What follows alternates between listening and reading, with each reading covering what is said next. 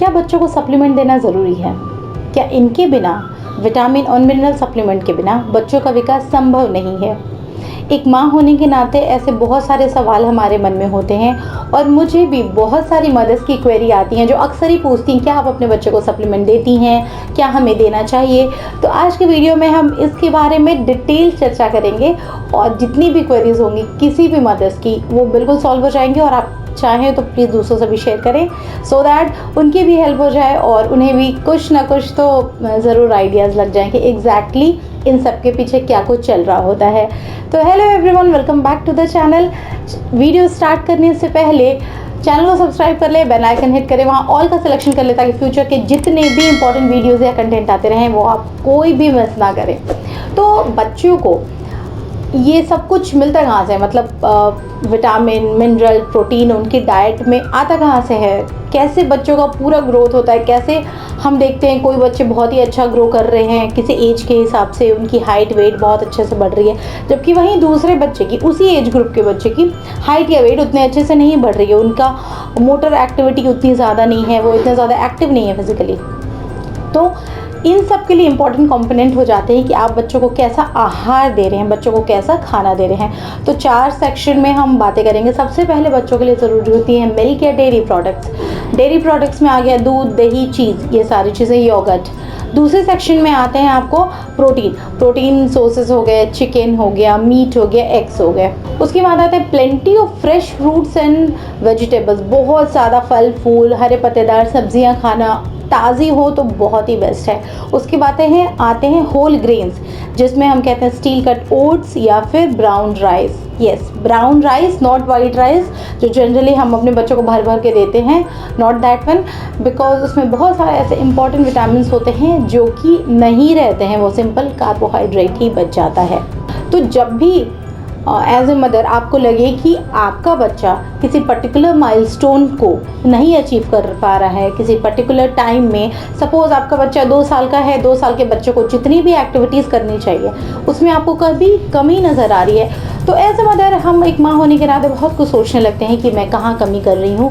तो ऐसे टाइम पे हमें अपनी हेल्थ केयर प्रोवाइडर या आपके डॉक्टर, आपके पीडियाट्रिशियन से ज़रूर मिलना चाहिए और वो आपको जैसा भी होगा वो सजेशन दें। तो generally 0 to 5 years age group के बच्चों को सप्लीमेंट की ज़रूरत पड़ती है, बिकॉज इस एज ग्रुप में बच्चे बहुत ज़्यादा फसी ईटर होते हैं, पर्टिकुलर नहीं होते हैं अपने किसी रज़ाइम के, उन्हें नहीं समझ होती इतनी अच्छी कि आपका समझाया हुआ जो भी लेसन है वो अच्छे से इम्बाइब कर सकें, समझ सकें और आप जो भी दो वो खा लें कि हाँ इसमें तो बहुत सारा न्यूट्रिशन मिल रहा है। तो जब भी ऐसा कंडीशन होता है बच्चे लैक करने लगते हैं। ऐसी कंडीशन क्या होता है कि बच्चों में कुछ इंपॉर्टेंट विटामिन की, अगर बच्चा दूध नहीं पसंद करता तो उसमें कैल्शियम की कमी हो सकती है, उनकी हड्डियों में, आपने देखा होगा अक्सर कई बच्चों में वो दौड़ रहे हैं या कोई फिजिकल एक्टिविटी कर रहे हैं, जंपिंग, स्किपिंग, तो उनकी बोन्स में अक्सर बच्चे शिकायत करते हैं कि यहाँ पेन हो रहा है, मम्मा थाइस पे हो रहा है, घुटनों में हो रहा है।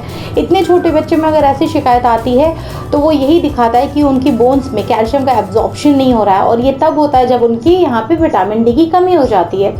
ठीक है, तो ऐसे केसेस में पीडियाट्रिशियन या जो आपके डॉक्टर्स होते हैं वो रेकमेंड करते हैं कि आप बच्चों को ज़रूर विटामिन्स का सप्लीमेंट दें और ये डोसेज वो डिसाइड करते हैं, क्योंकि जब भी ये ओवरडोज हो जाएगा, राइट, तो इसके टॉक्सिक, मतलब काफ़ी टॉक्सिक होता है नेचर में। तो ऐसा नहीं कि जैसे आजकल आप देख रहे होगे बहुत सारे फेवरेट कार्टून कैरेक्टर्स बच्चों के टीवी पे ऐड डालते हैं गमीज़ को लेके, ये मेरे फेवरेट गमीज़ हैं, और फिर बच्चे या फिर आप उससे इन्फ्लुएंस होकर उन चीज़ों को ख़रीदते हैं और अपने बच्चों को देते हैं कि अरे ये तो मीठा है, बच्चा मेरे खा लेगा। लेकिन आप एक डॉक्टर नहीं हैं, आपको ये नहीं पता होता है कि एग्जैक्टली अगर आप कोई डोज दे रहे हो विटामिन सी या जो भी विटामिन का, राइट, जो भी मार्केट में है, तो वो बच्चों की बॉडी पे क्या असर कर रहा है और उसके एग्जैक्ट डोसेस क्या है। तो ऐसा कभी भी मत कीजिएगा।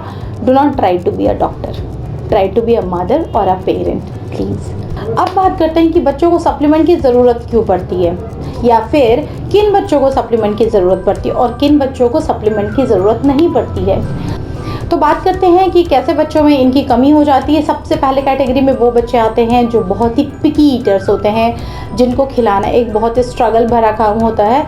तो आप जब भी ऐसे बच्चों को खिलाते हो, आपका ध्यान ये रहता है कि बच्चे का पेट भर जाए, लेकिन कई बार ऐसे कंडीशन में हम उनको वो सारी चीज़ें नहीं प्रोवाइड करा पाते हैं। कई सारे बच्चे हर एक फ्रूट्स नहीं खाते हैं, कई बार बच्चे बस बनाना खाना प्रेफर करते हैं, कई बार बच्चे एप्पल खाना पसंद करते हैं, कई बार बच्चे अनार वगैरह या फिर चुकंदर ये सारी चीज़ें नहीं लेते हैं। तो इनसे बहुत सारे न्यूट्रिशन की कमी हो जाती है बच्चों में। दूसरे वो आते हैं बच्चे जो अमाउंट को लेके बहुत कम खाते हैं, राइट।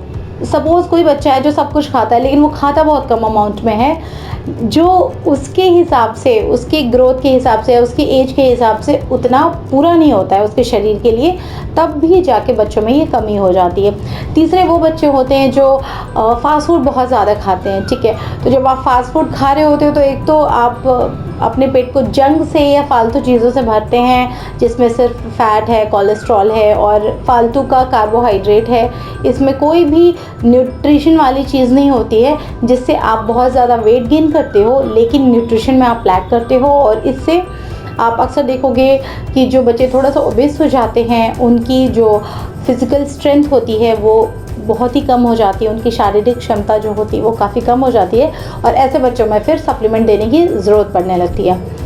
दूसरे वो बच्चे आते हैं नेक्स्ट जो कि कार्बोनेटेड ड्रिंक्स बहुत ज़्यादा लेते हैं। जैसे बहुत सारे ड्रिंक्स हैं ना मार्केट्स में, we are very as a parent very infamous कि चलो हमने एक सिप लिया तो बच्चे ने भी पी लिया, तो क्या है, ये तो बस एक कोल्ड ड्रिंक है।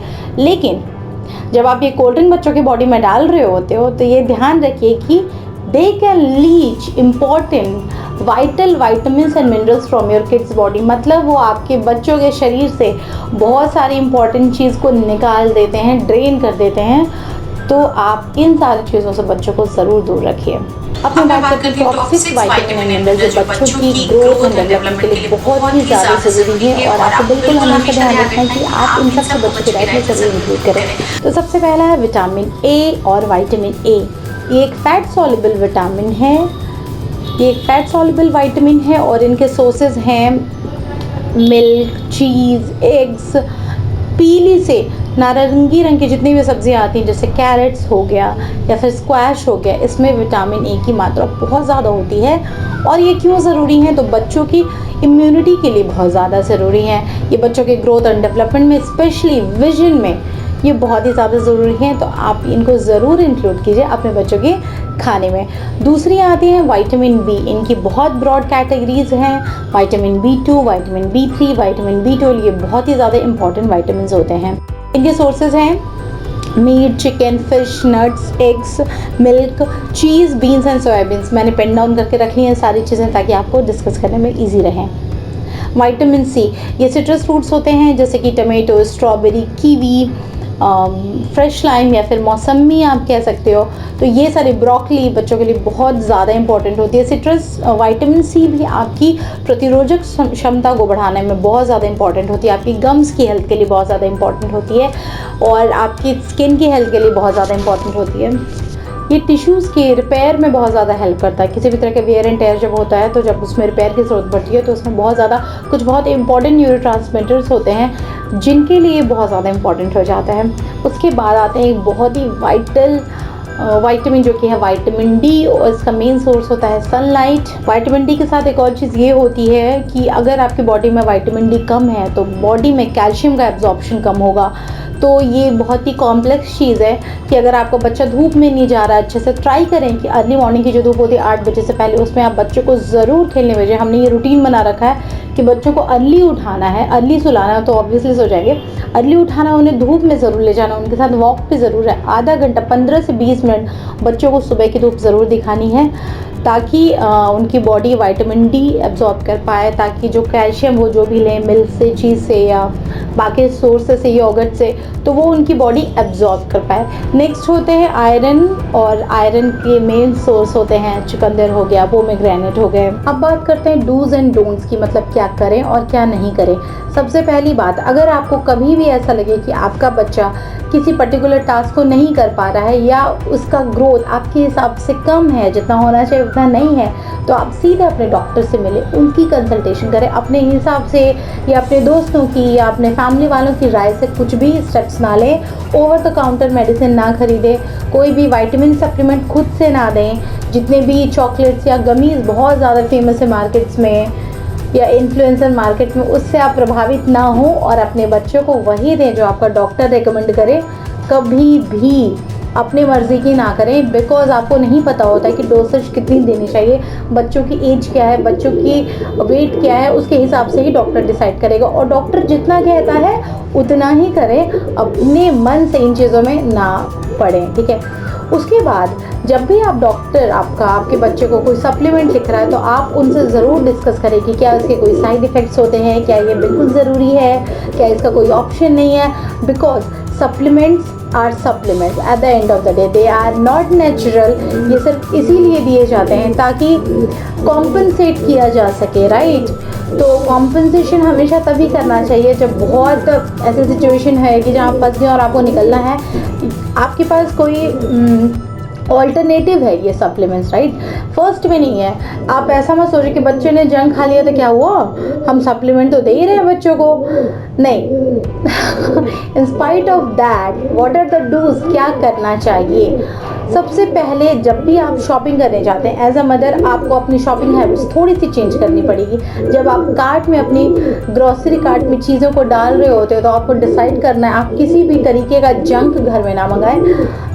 किन बच्चों को डॉक्टर सप्लीमेंट नहीं देते हैं, तो बच्चों को सप्लीमेंट डॉक्टर तभी देते हैं जब उनमें कोई ग्रोथ फैक्टर मिसिंग रहता है, उनकी प्रॉपर से नहीं ग्रोथ हो रही होती है। बट आप ऐसा कभी ना समझो कि ये बच्चा पतला है तो इसकी ग्रोथ अच्छे से नहीं हो रही है, और बच्चा दिखने में हेल्दी है या चबी है तो इसकी ग्रोथ सही है या इसकी ग्रोथ सही नहीं है। ये सारे डिसाइडिंग फैक्टर्स नहीं होते हैं। कुछ चीज़ें आपको अपने पीडियाट्रिशियन पे छोड़ देनी चाहिए। डॉक्टर मल्टीविटामिन्स कभी भी एक्टिव बच्चों को, हेल्दी बच्चों को या हेल्दी टीन्स को नहीं रेकमेंड करते हैं, नेवर। क्या मैं अपने बच्चों को सप्लीमेंट्स मैंने कभी दिया है, तो हाँ, विटामिन ए के सप्लीमेंट्स जो होते हैं वो आपको देने होते हैं जब भी आप वैक्सीनेशन के लिए जाते हो। एक सर्टेन पीरियड के गैप में आपको दिए जाते हैं। मेरे बच्चे को कैल्शियम की सप्लीमेंट भी देनी पड़ी थी because he is having some digestive issue. तो ऐसे में क्या होता है, उन बच्चों को भी देनी पड़ जाती है। I will discuss this point कि कई बार बच्चों की मेडिकल हेल्थ ऐसी होती है, मेडिकल कंडीशन ऐसी होती है जहाँ पे उनकी बॉडी सर्टेन न्यूट्रिएंट को एब्जॉर्ब नहीं कर पाती है ज़्यादा दिनों तक। तो आप रेगुलर अपने डॉक्टर के कंसल्ट में रहें, पीडियाट्रिशियन के कंसल्ट में रहें, और वो आपको जो भी बताएं आप उनको ज़रूर फॉलो करें। अगर आपको किसी भी तरह का डाउट हो तो आप डॉक्टर चेंज करें, 3-4 डॉक्टर से कंसल्ट करें। बट हमेशा जब भी सप्लीमेंट देने की बात आती है बच्चों को, always go with your paediatrician and discuss this thing in detail, pros cons, dos don'ts, ये सारी चीज़ें आप ध्यान में रखिए। आई होप ये वीडियो आपके लिए हेल्पफुल रहा हो। कुछ ना कुछ आइडियाज़ आपको ज़रूर लगे होंगे। अगर अच्छा लगे तो लाइक ज़रूर करें यार, लाइक बटन दबा दें, कमेंट करके बताएं अपने थॉट्स कि आपने भी अपने बच्चों को सप्लीमेंट दिया, और हाँ तो कौन सी एज ग्रुप में दिया है, क्या आप अभी भी दे रहे हो। अपने बाकी फ्रेंड्स, फैमिली मेम्बर सबके साथ ज़रूर शेयर कीजिए और चैनल को सब्सक्राइब कर दीजिए। मिलते हैं आपसे अगले हफ्ते एक नई वीडियो में। अगर आपकी कोई भी क्वेरीज हो तो आप प्लीज़ कमेंट सेक्शन में ज़रूर बताएं। I would be really glad to help you guys. See you then, bye bye, take care.